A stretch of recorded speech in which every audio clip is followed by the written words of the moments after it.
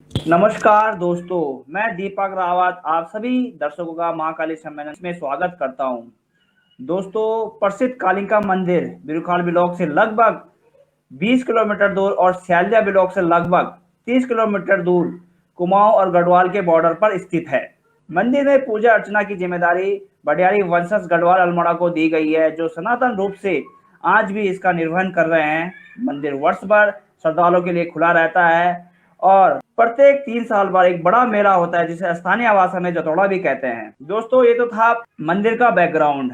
अब आपको मिलवाते हैं आज के खास मेहमान, जो समाज सेवा में तत्पर रहते हैं, अपनी समाज सेवा करते हुए आ रहे हैं और फरीदाबाद हरियाणा में अपनी जन सेवा अपने प्रदेश को दे रहे हैं। वैसे ये हमारे उत्तराखंड से हैं, तो आइए स्वागत करते हैं चौधरी गोपाल बिज जी का। बिज जी, आपका मां काली कॉन्फ्रेंस में बहुत बहुत स्वागत है। धन्यवाद। मैं आपको, आपकी पूरी टीम को धन्यवाद दूंगा। आपके माध्यम से मेरा साक्षात्कार हो रहा है और नमन करूंगा उस धरती को, जिस धरती पे मां काली के नाम से जो धरती जानी जाती है, वीरों के नाम से जानी जाती है और देवता इष्ट पितरों के नाम से जानी जाती है। मैं भी उसी का अंश हूँ। सत सत नमन, सत सत प्रणाम। बहुत बहुत धन्यवाद सर। सबसे पहले मैं जानना चाहूंगा कि आप थोड़ा अपना परिचय हमारे दर्शकों को बताएं, कहाँ से हैं और अभी कहाँ पे हैं आप, काम सेवा दे रहे हैं। दीपक जी, मैं मूल रूप से उत्तराखंड से ही बिलोंग करता हूं और मेरा अपना पैतृक गांव गुदलेक आपने सुना होगा। गुदलेक अल्मोड़ा डिस्ट्रिक्ट का ही हिस्सा है गुदलेक। और जिस चीज का आप वर्णन कर रहे हैं, मेरे घर से मैं समझता हूँ पैदल वॉकिंग है और मैं वहां जाना आना मेरा बराबर रहता है। और लगभग 5-10 सालों से, विगत 5-10 सालों से लगातार मैं माता कालिका के मंदिर में अपनी एक याचिका लेके भी और सेवा भाव से भी निरंतर जाता रहता हूं। और मैं तो ये कहूंगा कि मैं तो उसी का ही हिस्सा हूं, उसी का ही अंश हूं। क्योंकि आपको बड़ा एक अचंभा भी होगा कि जो बडियारी जिनका आपने जिक्र किया है, जो वहां के, जो उनके भक्त, विशेष भक्त के रूप में जिनका आह्वान होता है, वो मेरे ससुराल पक्ष के हैं और मैं उन्हीं का ही जवाई या उन्हीं का जो आप हैं, आप लोगों का अपना ही हूँ। और मैं आप लोगों से बिल्कुल अलग नहीं हूँ। आप ही अंश हूँ, आपके ही सम्मुख हूँ, आपके अंश हूँ। और हरियाणा प्रदेश में 2009 से, वैसे तो मेरी पृष्ठभूमि पॉलिटिकली पृष्ठभूमि आपको सही बताऊं, क्योंकि मेरे गांव से लेकर और क्षेत्र से लेकर एक अच्छे, मतलब मेरे माँ बाप का जिनका आशीर्वाद मेरे ऊपर सदा बना रहता है, एक पारिवारिक पृष्ठभूमि, एक राजनीतिक तरह से पृष्ठभूमि है। मैं गुदलेक का रहने वाला हूं और पिछले 2009 से हरियाणा प्रदेश में जन सेवक के रूप में कांग्रेस पार्टी के जिलाध्यक्ष के रूप में कार्यरत हूं। और उम्मीद करता हूं कि ये जो ताने बाने हैं, देवभूमि, हरियाणा वीर भूमि, और मेरे जो अंदर की जो एक धधक, एक ललक, एक प्रेरणा जो है, उसके रूप में आप सभी को मैं एक संचार के रूप में, एक संवाहक के रूप में बन पाऊं, ये मेरी उम्मीद है। धन्यवाद। बहुत बहुत धन्यवाद सर। सबसे पहला मेरा आपसे क्वेश्चन है कि आप महाकाली मंदिर के बारे में कितना जानते हैं और कितना समझते हैं। सर, महाकाली मंदिर तो मैं समझता हूँ 1976 का मेरा जन्म वर्ष है, मेरा डेट ऑफ बर्थ मेरी 1976 की है। और गुदलेक प्राइमरी स्कूल से मैंने अपनी शिक्षा प्रारंभ की, जो कि सरायखेत उपराय खाल आपके नजदीक में है बिल्कुल। साइंस साइड का मैं स्टूडेंट रहा हूँ। तो आप समझ सकते हैं कि मेरी पृष्ठभूमि वहां के प्रति या वहां के लोगों के प्रति, माता के प्रति कितनी रही होगी। हाँ, ये बात जरूर है कि जब मैं एक शिशु के रूप में, बच्चे के रूप में था, तो वहां मेरा आना जाना या माता कालिका के रूप में इस ढंग से इस चीज का मेरे को कोई अंदेशा नहीं था। लेकिन पढ़ाई के लिए, अपने जीवन शैली के लिए, जीवनमर्रा की जिंदगी यापन करने के लिए तरह तरह अल्मोड़ा, रानीखेत, नैनीताल और चंडीगढ़, दिल्ली, हरियाणा, इन इंस्टीट्यूट में भ्रमण करना पड़ा। तो मैं ये कह सकता हूँ कि जब शादी हुई 1999 में मटखानी गांव ग्राम सभा है मटखानी, तो वहां मेरा ससुराल पक्ष सब शादी तय हुई। तो विगत, मैं समझता हूँ उस टाइम से ही एक लगाव सा, अपने आप ही एक रुझान सा, एक माता के प्रति मेरा लगाव सा बनने लगा। और निरंतर 1 साल गया, 2 साल गया, फिर लगातार मैंने जब वहां गया तो मैंने वो एक चमत्कार अपने आप में, मन की शांति, और अपने आप में एक नई चीज, नई उमंग देखी, तो मुझे लगा कि नहीं कुछ तो है। और कुछ नहीं, मैं तो ये कहना चाहूंगा बहुत कुछ है। मैं तो पूरे आपके माध्यम से उत्तराखंड ही नहीं बल्कि दिल्ली, हरियाणा, यूपी और सारे जगत रूप में जो जो हमारी आवाज सुन रहे हैं, मैं आह्वान करना चाहूंगा कि जो भी आपकी कष्ट पीड़ा है, सच्चे भाव से, सच्चे मन तन धन से आप वहां जाएं, माता के दर्शन करें। और अगर आपका स्मरण सही रहा तो मैं चाहूंगा कि जैसे मैंने पाया है, सभी को वो परमात्मा करे, सभी को मिल जाए, मिल भी जाता है। मैं आभारी हूँ सदा, माता रानी का आभारी हूँ। आभारी हूँ उस पितृभूमि का, आभारी हूँ उस खेत खलियानों का, आभारी हूँ आप जैसे दोस्तों का। मैं जो कुछ भी हूँ एक पेड़ हूँ और मेरी जड़ें, मेरी शाखाएं, मेरे पत्ते सब आप लोग हैं। जो भी पाया आप लोगों से पाया, जो भी श्रद्धा भक्ति, जो भी चीजें मिली, जो भी कुछ किया, बस मानव तन जो भी मिला आप लोग की वजह से है। मैं हूं तो आपका हूं, मैं ये मानता हूं। जी सर, बहुत बहुत धन्यवाद सर। सबसे पहले जैसे कि मैं आजकल देख रहा हूँ, मैं आपसे सबसे पहले मेरा क्वेश्चन आपसे है कि उत्तराखंड में जैसे कि अब चुनाव का गर्मा गर्म माहौल होने वाला है, तो मैं जी जानना चाहूंगा कि आप उत्तराखंड को किस नज़रिए से देखते हो, और पहले में अब में कितना डेवलपमेंट समझते हो, और क्या होना चाहिए उत्तराखंड में, किस तरीके से आप ये डेवलपमेंट की उत्तराखंड में सोच रहे हैं। और दूसरा कि रोजगार के लिए युवा रोजगार जो है उसके लिए कहाँ तक हमारी सरकार गई है, किस साल हमें हो गए हैं, तो हम कहाँ तक पहुंचे हैं। सर, उत्तराखंड को जहां तक मैं समझ रहा हूं, उत्तराखंड को जहां तक मैं समझ रहा हूं, उत्तराखंड वाकई रोजगार की दृष्टि में रेंग रहा है। और ये समस्या आज से नहीं है, ये समस्या लगातार 2000 से, जब से उत्तराखंड आज 20-22 साल का उत्तराखंड बन चुका है, रोजगार जैसी समस्याएं वहां अहम समस्या होगी। मैं कहूंगा कि एक रीढ़ की हड्डी रोजगार के रूप में होगी। रोजगार सृजन करना हर एक सरकार का दायित्व बनता है, लेकिन बड़े अफसोस के साथ मुझे कहना पड़ रहा है कि 2014 के बाद जिस ढंग से नाटकीय प्रकरण के द्वारा, जिस ढंग से जुमलेबाजी के द्वारा, जिस ढंग से छल कपट के द्वारा, जिस ढंग से एक उपहास के रूप में, घसियारी रूप में, अभी अभी मंत्री जी ने, आपको विगत याद होगा कि घसियारी के रूप में मतलब एक उद्घाटन किया जाता है योजना का, तो एक उपहास है।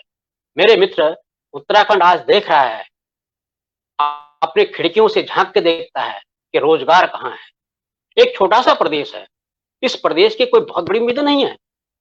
एम्स, मेडिकली कोई ऐसी सुविधाएं, कोई ऐसे रोजगार इस ढंग से कहाँ यहाँ सृजन हुआ है, आप बताएं। मैं तो ये कहूंगा मेरे मित्र, आपके थ्रू, आपके चैनल के माध्यम से कहना चाहूंगा कि आओ मित्रों, आओ युवाओं, एक बार फिर आप ये ना कहें कि मैं कांग्रेसी हूं, कांग्रेस का आह्वान कर रहा हूं। मैं कांग्रेसी इसलिए हूं कि कांग्रेस की विचारधारा मेरे से मिलती है, और मेरी विचारधारा हो सकता है, मैं कह सकता हूं कि काफी बेरोजगार युवा जो उत्तराखंड में आज काफी लोग बेरोजगार हैं, उनसे मिलती जुलती होगी। क्या आपको लगता है कि उत्तराखंड में बेरोजगारी है? क्या मैं झूठ कहता हूं इस बात को? कहीं ना कहीं मेरे मित्रों, ये टाइम है, एक दूसरे की टांग खींचने का टाइम नहीं है। ये टाइम है सपनों के उत्तराखंड बनाने का, जिस उत्तराखंड के लिए हमारे लाखों शहीदों ने अपनी कुर्बानियां दी हैं, जिनके नाम अंकित हैं शहीदों के, वो तो ठीक है, लेकिन बहुत सारे शहीद मुझे मालूम है कि जिनका कहीं कोई अता पता नहीं है। उन लोगों की पीड़ा, उन हमारे इष्ट मित्रों की पीड़ा, मेरे मित्र, मैं ये कहना चाहूंगा, बड़े बड़े संवेदनशील सब्जेक्ट के साथ कहना चाहूंगा कि आपने शहरों में देखा होगा, नवरात्रा का सब्जेक्ट आता है, नवरात्रा का विषय होता है। नवरात्रा एक माता रानी का जागरण और जागृता के रूप में होता है। 9 दिन तक लोग उपास रहते हैं, तरह तरह के यहाँ पे इस ढंग से व्रत, और इस ढंग से एक एक, मैं कहूंगा, अन्न के दाने पर लोग रहते हैं। क्या हमारे उत्तराखंड में भी इस ढंग से कोई ऐसी कोई वो है? आखिर ऐसा नहीं है। वो क्यों नहीं है, मैं आपको इसको जानवाना चाहूंगा। वो इसलिए नहीं कि हमारे दिल साफ है।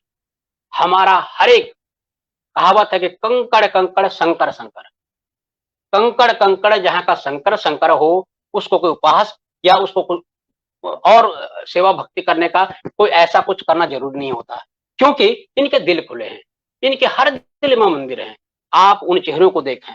मैं यहाँ के हरियाणा से भी वाकिफ रखता हूँ, दिल्ली से भी, एनसीआर से भी, सारी जगह भ्रमण करता हूँ, लेकिन आप 100 व्यक्तियों में एक उत्तराखंड का आदमी बिठा दें, मेरे मित्र, में उसको दूर से पहचान जाऊंगा उत्तराखंडी है। और मैं नहीं, कोई भी शख्स, कोई भी मानव जाति थोड़ा भी दिमाग रखता होगा, क्यों, इनके चेहरों पर एक अलग सी चमक होती है। और वो चमक मेरे मित्र और किसी की नहीं, वो चमक सच्चाई की होती है, वो चमक नेकी की होती है।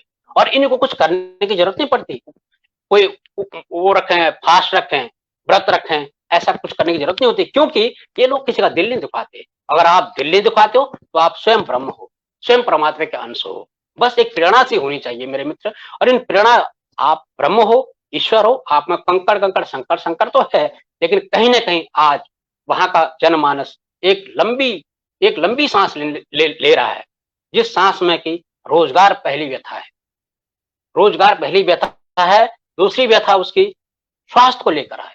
मैं किसी व्यक्ति विशेष का नाम नहीं लूंगा, लेकिन स्वास्थ्य को लेके और रोजगार को लेके दो चीजों का अगर आप आयाम, दो चीजों का अगर आप सृजन सरकार कर लेती है, तो तीसरा कोई विकल्प वहां कोई खास अहमियत नहीं रखता, मैं समझता हूँ, जो मैंने देखा है। और 2022 में इलेक्शन होने जा रहे हैं। मैं आपके चैनल के माध्यम से बड़ी जिम्मेदारी के साथ कहना चाहूंगा कि 2022 में कैंपेनर के रूप में मैं खुद उत्तराखंड आने वाला हूं। 49 सल्ट विधानसभा के लिए मैं कैंपेनिंग करूंगा। और अभी भी जागने का टाइम है मेरे मित्रों, युवाओं, जागो, क्योंकि हो सकता है हमसे कहीं भूल ही हो। मेरे मित्र, मैं मानता हूं भूल स्वीकार करना एक इंसान की अपनी एक हिस्सा है। अगर इंसान है तो उसकी आइडियोलॉजी का एक हिस्सा है भूल स्वीकार करना। भूल स्वीकार करनी चाहिए। मैं उन लोगों में से नहीं हूं कि जो छोटा मुंह बड़ी बात करते हैं। मैं भूल स्वीकार करता हूं, कहीं ना कहीं हमसे भूल ही होगी, लेकिन उस भूल का हमने पश्चाताप बखूबी कर लिया है।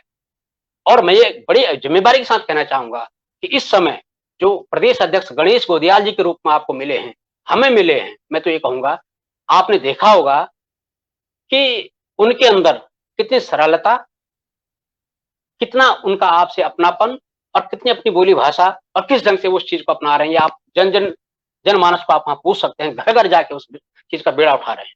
और मैं उनको दिल से धन्यवाद करना चाहूंगा आपके चैनल के माध्यम से कि अपनी बोली भाषा में अपने, अभी देखो उत्तरायण उन्होंने अभी आह्वान किया था, अभी जो इग्यास भगवाल का आह्वान किया था, पूरी कांग्रेस टीम को इग्यास भगवाल के रूप में अभी पूरा एक हुआ था पूरे, तो बड़ा अच्छा लगता है। अपनी संस्कृति, अपनी बोली भाषा, अपने लोग, कंकड़ कंकड़ संकर संकर का आह्वान है। जी सही, आप सही कह रहे हैं। सर, मेरा आपसे एक आजकल वैसे तो काफ़ी पार्टियां कूद रही हैं मैदान में, और मैंने देखा है कि अलग अलग पार्टियां अलग अलग वादे कर रही है। आपको क्या लगता है कि क्या क्या पॉसिबिलिटीज हैं वहाँ पे? आपके अनुसार क्या उत्तराखंड को क्या करना चाहिए कि वो डेवलप करे? उत्तराखंड को अपार क्षमताएं, उत्तराखंड के पास अपार क्षमताएं हैं आगे बढ़ने के लिए, डेवलपमेंट के लिए अपार क्षमता है, अपार। एक उनके पास खजाना है टूरिज्म को लेके, टूरिज्म को बढ़ाएं। वहां के हमारे जो आप वनस्पतिक चीजें हैं, पर्यावरण है, सौंदर्य है। आपको क्या मालूम है कि एक गहत के 2-4 दानों से पथरी कट जाती है, ये तो सभी जानते हैं। जो किलमोड़ के जड़ होती हैं, उन किलमोड़ के जड़ों को अगर आप 2 जड़ों को घिस दो, उसका पानी पियो, आपका शुगर नॉर्मल हो जाता है। जो कनाली है, बिच्छू घास जिसको बोला जाता है, वनस्पति नाम बिच्छू घास, कनाली के जड़ों से उसका रस निकाल के, और मेरे मित्र मैं बड़े दावे के साथ कहना चाहूंगा कि कैंसर जैसी बीमारियों की थेरेपी हो रही है। तो जब एक पत्ता, एक कण कण वहां संकर है, तो ऐसे में एक सवाल अपने आप में, बस उसको ढूंढने की जरूरत है। मैं तो ये कहूंगा कि संजीवनी बूटी जो हनुमान जी लक्ष्मण के लिए संजीवनी बूटी लाए थे, वो संजीवनी बूटी वो थी कि मरने के बाद भी, मूर्छा मरने के बाद भी इंसान के दोबारा प्राण आ सकते हैं। तो संजीवनी बूटी कहीं और नहीं थी। हिमालय, हिमाचल, उत्तराखंड, हमारी जो पहाड़ी भूमि है, इसी पर संजीवनी बूटी आज भी है। जो आपके हमारे उत्तराखंड की जो दारिम है, वो अनार के रूप में यहाँ बिकता है। जो नींबू है, जो कागजी नींबू यहाँ है, आप जिसको जो 8-10-5 रुपए का एक देता है कागजी नींबू, वो आप अगर, मैं जब आना जाना करता हूँ तो मरचोला में, या हमारे जो गांव घरों में बड़े नींबू लगते हैं, मैं समझता हूँ कि 20 नींबू के बराबर एक नींबू होता है। तो हरीश रावत जी का जगह जगह जाना, ककड़ी पार्टी करना, खीरा पार्टी करना, ये इस चीज को हम सबको एक संदेश देता है कि हमारे में डेवलपमेंट की अपार क्षमताएं हैं, बस हमें जानना जरूरी है। और मेरे मित्र, हमारे यहाँ हमारे कल्चर में एक कूट कूट के गलत चीज भरी हुई है, उसका मैं खुलासा करना चाहूंगा। बल्कि मैं तो जब दूसरे मंच पे होता हूँ, हरियाणा के मंच पे होता हूँ, दिल्ली के मंच पे होता हूँ, तो अपनी गाथाएं गाता हूँ। स्वाभाविक तौर से अपने जो हमारे जो अच्छी चीजें उनको रखता हूं सामने, लेकिन आपके सामने एक कटु सत्य रखूंगा कि अपनों पर सितम गैरों को अपनों पर सितम गैरों को सलाम। ये नीति, इस नीति का हमें खंडन करना होगा। उत्तराखंड से इस नीति को हटाना होगा। अपनों पर सितम गैरों को सलाम। अपना अगर कोई है, आप किसी अहम पहलू से जुड़ रहे हैं, कोई अहम अच्छा काम आप कर रहे हैं, तो आप लोग बोलेंगे अरे यार तो वही है, कल का लड़का फलाने का ये वो। अच्छाई को सराहें किसी भी रूप में। अपनों पर सितम और देवरानी जेठानी की कहानी वो लेके ना आए। इलेक्शन हो रहे हैं, अच्छी बात है, आपने कहा कि काफी पार्टियां मैदान में हैं, होनी चाहिए पार्टियां। जब पार्टियां मैदान में होंगी तो जनता को अच्छे बुरे भले के परख करने का टाइम मिलेगा, समझेंगे वो। हमारे यहाँ तो मैं कहना चाहूंगा कि आज भी लोग रामलीला देखने जाते हैं तो घर में ताला बंद करने जाते। मैंने देखा इस बात को। 2, 4, 10 हजार रुपए अगर मैं आपके घर में छोड़ जाऊं तो आप सुबह मेरे को देंगे, उसको लौटाएंगे। आज वो देवभूमि ऐसी है, अगर मेरे आंसू गिर गए तो आपको तो पता ही है ना, आप तो उस मिट्टी के हो। अगर एक आंसू मेरा गिर गया, एक आंसू वहां के जनमानस का गिर गया, 3 पीढ़ी तक ढंग से कोई पानी देने वाला नहीं मिलता। इम्पोर्टेंट चीज पूछना चाहता हूँ कि जैसे अभी शिक्षा की बात है, शिक्षा का स्तर कहाँ तक पहुंचा है उत्तराखंड में? और आजकल जैसे इंटरनेट की दुनिया है, जी अब इंटरनेट की दुनिया है तो सभी, यानी इंटरनेट ने सभी लोगों को एक इक्वल करा है। यानी अगर जो दिल्ली में हो रहा है वो गांव तक भी खबर जा रही है, या फिर जो उत्तराखंड में हो रहा है वो दिल्ली भी खबर आ रही है, या फिर कहीं भी इंटरनेट ने पूरी जी दुनिया को एक करा है। जी एजुकेशन भी मैं समझता हूँ अब एक ही होने वाला है, यानी इंटरनेट की दुनिया में एजुकेशन भी एक तरह। लेकिन हमारे पहाड़ों के कई जगह तो इंटरनेट नहीं है, कई जगह नेटवर्क्स की प्रॉब्लम्स हो रही है। तो हम्म। कैसे, क्या क्या आप शिक्षा को लेके क्या समझते हैं, और हमारी शिक्षा कितनी अच्छी हुई है पहले से? यानी 20-21 साल जो हमें हुए हैं, 21 साल में हमने अपनी शिक्षा को कितना सुधारा है, इसके लिए आप क्या कहना चाहेंगे? देखिए सर, 21-22 साल के अंतराल में 21-22 साल के अंतराल में जो लोग पढ़ लिख के दिल्ली शहर कहीं भी कहीं आते हैं, उनसे हमारी बातचीत निरंतर होती है, संवाद होता है। और तब के बालक में और अब के बालक में मैं बड़ा फर्क महसूस कर रहा हूँ। शिक्षा अच्छी हुई है, इसमें कोई डाउट नहीं है, और जो होनी भी चाहिए इसमें भी कोई डाउट नहीं है। लेकिन फिर हमें शिक्षा के मुद्दे पे काफी आयाम जोड़ने की जरूरत है। क्या आपको मालूम नहीं कि हम विश्वविख्यात यूनिवर्सिटी दून वो कहाँ है? वो आप ही के पास है, वो हमारे पास है।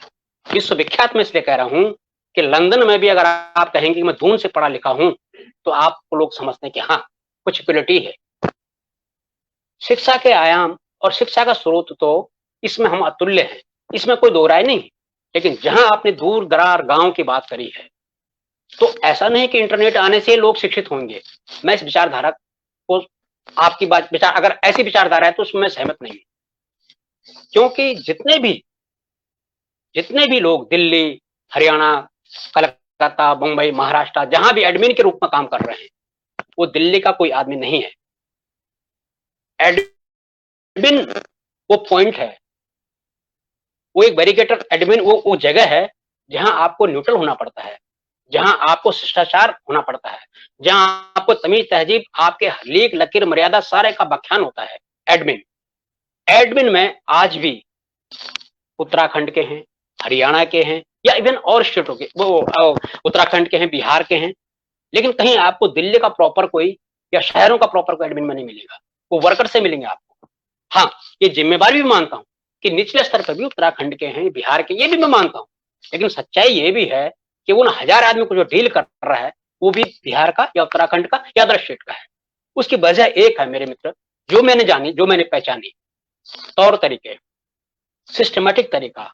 पार्टी में लिखा पड़ा आदमी, मिट्टी के बर्तनों में खाया हुआ आदमी, केले के पत्तों में खाया हुआ आदमी, फल साग सब्जियों का आदमी उस गरिमा को समझता है कि मानवता क्या चीज है। क्योंकि जहां आपकी पढ़ाई, जहां आपका एटीट्यूड, जहां आपका एटमोस्फियर फेल हो जाता है, वहां डिप्लोमेसी काम करती है। और एडमिन में हमेशा डिप्लोमेसी ही आज तक सर्वोपरि है। और वो डिप्लोमेसी कैसी? व्यवहार, आपका छोटापन, आपका विनम्रता। क्योंकि डिप्लोमा से पढ़ाई करना और गुणवत्ता के साथ, मैं तो ये मानूंगा कि रोड पर जो टायर घिसा नहीं, उसको क्या मालूम शोरूम में कि रोड क्या होती है।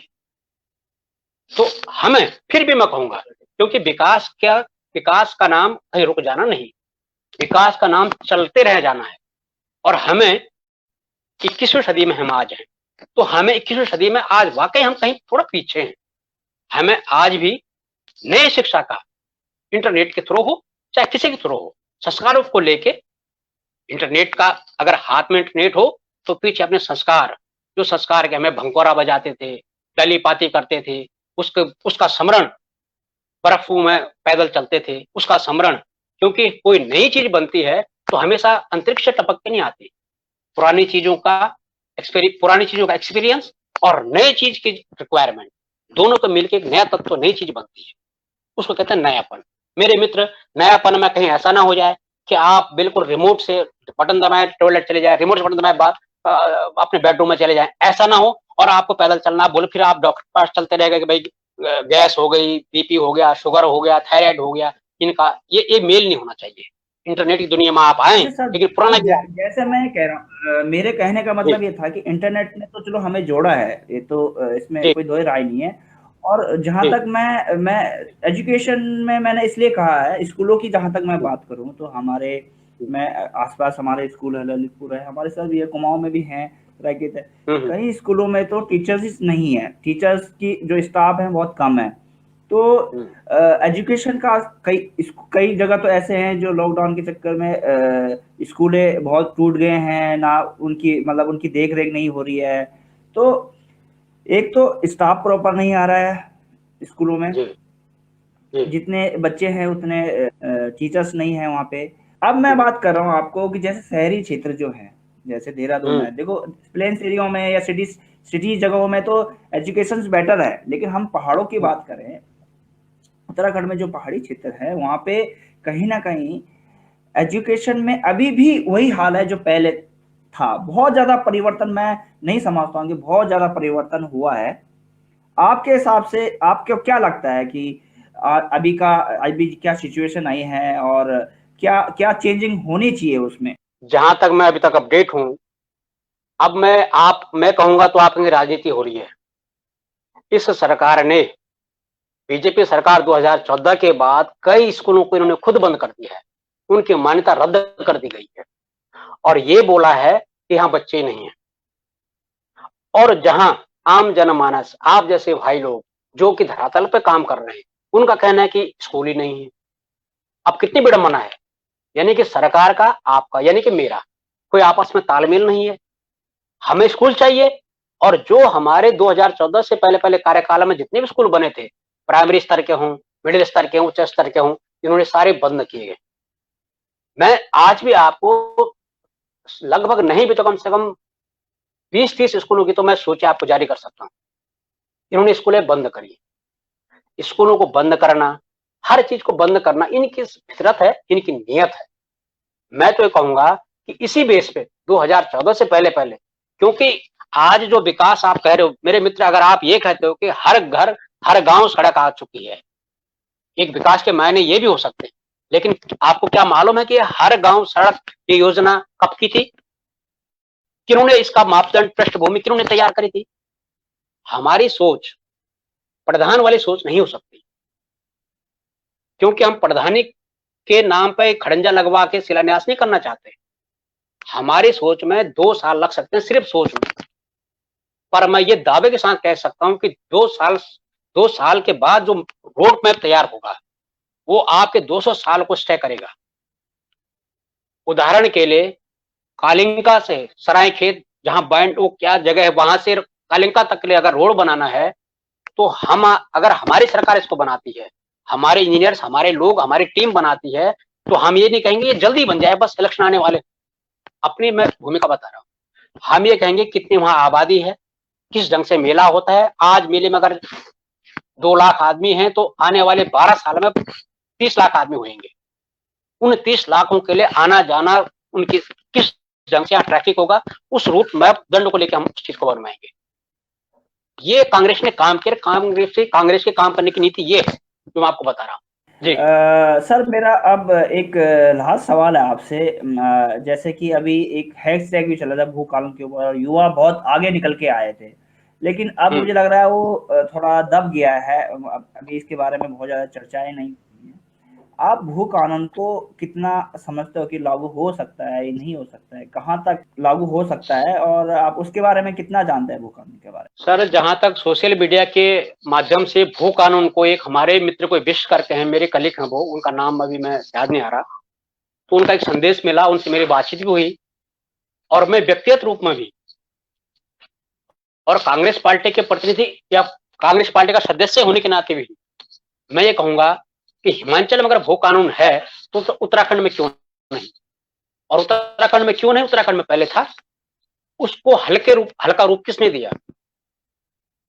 भू कानून का मतलब ये है कि जो वहां के निवासी हैं, जैसे जम्मू कश्मीर में था, पहाड़ी एरिया में अक्सर ये होता है, जो वहां के निवासी हैं उनको ही भूमि का अधिकार मिले, अन्यथा कोई अपने बिजनेस के रूप में करना चाहे तो लीज पे वो चीजें होती हैं। मालिक आप रहोगे, आप उसको रेंटर बनवाओगे, यही तो होता है ना पहाड़ी एरिया में। लेकिन इस सरकार ने इस ढंग से उस कानून को रेक्टिफाई कर दिया है कि आसाम का आदमी भी आके आपकी जमीन ले सकता है, कौड़ियों का भाव लेगा। क्यों? मैं जिस जगह पे हूं आज, फरीदाबाद की मैं जहां तक जिस जगह पे हूं, 30,000 25,000 रुपए गज जमीन कम से कम है ना, मतलब जो जमीन कुछ नहीं है। क्या आपके मेरे उत्तराखंड की देवभूमि में कंकड़ कंकड़ संकर संकर में भी कुछ ऐसा प्रावधान है? तो किले के हिसाब से है, बढ़िया लोग हैं, पर्यटन टूरिज्म, वो तो भाई कंकड़ को शंकर बनाना जानते हैं, हम बनाना नहीं जानते, हम मानते हैं, वो बनाना जानते हैं। वो एक एक पत्थर ला के भी यहाँ शंकर का रूप दिखाएंगे आपको उसमें, और मैं खुद लूंगा, आप खुद लोगे। कुल मिला के ईस्ट इंडिया कंपनी की तर्ज पर ये सरकार, ये बिकमी सरकार, ये बहरी सरकार, गूंगी सरकार, विकलांग सरकार, 5 सालों में 3 मुख्यमंत्री बदलने के नाम पर जुमलेबाज की सरकार, जिस मुख्यमंत्री को ये नहीं पता कि मैं बोल क्या रहा हूं, ऐसे लोगों यही सब कर सकते हैं, ड्रामेबाजों की सरकार है। और मैं बड़ी जिम्मेदारी के साथ कहूंगा आपसे कि 2022 में मैं खुद 49 शरण विधानसभा के लिए आऊंगा, और जो अब तक अपडेट हूं उस अपडेट को, एक एक शब्दों को, जो लोग वहां के, जो लोगों की पीड़ा है उसको उजागर करूंगा, और हमारे ठोस प्रमाण के साथ उस चीज को आगे लाऊंगा कि आखिर वास्तविकता है क्या। बिल्कुल होना चाहिए, वो कानून लागू होना चाहिए। और 2022 में अगर सरकार बनती है तो गणेश गोदियाल जी से भी मेरी ऐसी बातें होती जैसे आपसे होती है। बल्कि आज 7 दिन पहले मेरी अध्यक्ष साहब से बात हुई थी, उन्होंने ये उनकी वर्डिंग थी कि पहाड़ से लोग देहरादून आते थे, लेकिन अब देहरादून पहाड़ जाएगा। लास्ट जो जहां हिमाचल से भी आगे जो गांव हैं, जहां के अभी तक खच्चरों में पानी ढोया जाता है, वहां देहरादून जाएगा। और इसका उदाहरण आप प्रत्यक्ष रूप से अभी हाल फिलहाल देख भी रहे हो। इगास बगवाल मनाना, अपनी बोली में अध्यक्ष साहब का पूरे भ्रमण करना, अपनी बोली में सबको एक तर्क, एक संगत में लाना, इसका एक मील का पत्थर साबित होंगे। गणेश गोदियाल, मैं कोई उनकी बड़ाई नहीं कर रहा हूं, उनकी बड़ाई करने से हमें कुछ मिलने वाला नहीं है, और ना हमें किसी के, मैं वो व्यक्ति हूं जो साफ बोलता हूं। मैंने कहा ना कि 2014 में हमसे कोई भूल हुई होगी, शायद हमारी डिप्लोमेसी डमरू वाली नहीं थी, हम डमरू वाले लोग नहीं है। हमने ये माना कि हमने कम बोला लेकिन झूठ नहीं बोला। आज भी उत्तराखंड को ही नहीं, पूरे 29 स्टेटों को भ्रमित किया जा रहा है। इलेक्शन के टाइम पे सब्सिडी दी जाती है, इलेक्शन के टाइम पे किसानों के खाते में पैसे डाले जाते हैं, इस इलेक्शन के टाइम पे आपका चैनल क्या है, उस चैनल का नाम पूछ के आपको पैसे दिए जाते हैं। आपने देखा होगा इसका उदाहरण। हमारे टाइम में कोई भी न्यूज एजेंसी शिकार ग्रसित नहीं थी, पोलियो किसी को नहीं मारा था, लेकिन आज ऐसे भी मीडिया के स्तंभ जो हमारे स्तंभ कहे जाते हैं, देश खड़ा है तो एक पिलर मीडिया भी है। और मैं सल्यूट करता हूं मीडिया वालों को, उन मीडिया कर्मियों को कि जो कि आज भी सच के ऊपर खड़े हैं, सच की परिभाषा बोलते हैं, सच दिखाते हैं। लेकिन आपके जो राष्ट्रीय चैनल हैं, मैं 2-4 चैनलों का भी नाम नहीं लूंगा, लेकिन निंदा करता हूं ऐसे चैनलों की जो चैनल सिर्फ एक आदमी की आवाज सुनाते हैं, एक आदमी का प्रोजेंडा बनाते हैं, एक आदमी जो वहां से आला कमान से हुक्म आता है उसी डिबेट को चलाते हैं। घसियारी जैसी योजना है, अरे मूर्ख हो, आप खुद कह रहे हो कि हम 21वीं सदी में हैं। ये हमारी बहु बेटियों की एक खिल्ली उड़ाई गई है, घसियारी जैसी योजना, निकम्मी योजना। चलो सर, बहुत बहुत धन्यवाद। अब आप हमारे साथ जुड़े रहे और भविष्य के लिए आपके लिए बहुत बहुत शुभकामनाएं और फिर दोबारा मुलाकात होगी। बहुत बहुत धन्यवाद सर। धन्यवाद, आपने मुझे मौका दिया, देवभूमि से जुड़ने का मौका दिया। कंकड़ कंकड़, शंकर शंकर, जय देवभूमि, जय उत्तराखंड। धन्यवाद।